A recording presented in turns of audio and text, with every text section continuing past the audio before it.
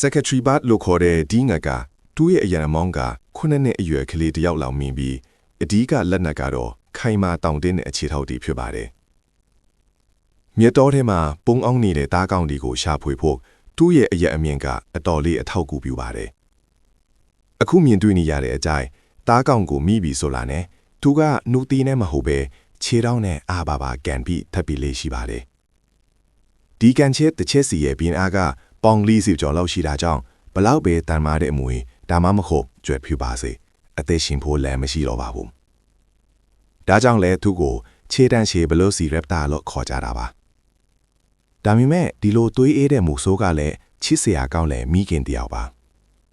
။သူရဲ့သားသမီးတွေကို3လကျော်ကြာအောင်ဆောင်ရှောင်ကျွေးမွေးပြီးအခုဆိုရင်တော့တားကောင်ကိုဘလို့ရှာရမလဲဘလို့ကန်ရမလဲဆိုတာကိုကိုယ်တိုင်လက်တွေ့ပြသည့်သင်ကြားပြီးနေပါတယ်။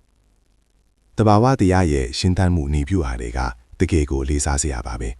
။တော်ရိုင်းလောကမှာရှင်းသန်းဖို့အတွက်ကျန်းတန်းတဲ့နီလန်းတွေကိုသင်ယူရသလိုပဲကျွန်တော်တို့လူသားတွေရဲ့ဘဝမှာလည်းအခက်အခဲတွေကိုရင်ဆိုင်နိုင်ဖို့ကိုတန်မာအောင်အမြဲလေ့ကျင့်နေရမှာဖြစ်ပါတယ်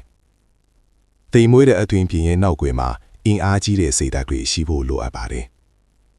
ဒီလိုထူးခြားတဲ့တော်ရိုင်းတည်ဆိုင်တဲ့အကြောင်းကိုဆက်လက်ကြည့်ရှုခြင်းတယ်ဆိုရင်တော့ကျွန်တော်ရဲ့ base ကို like နဲ့ follow လုပ်ထားဖို့မမေ့ပါနဲ့ခင်ဗျာ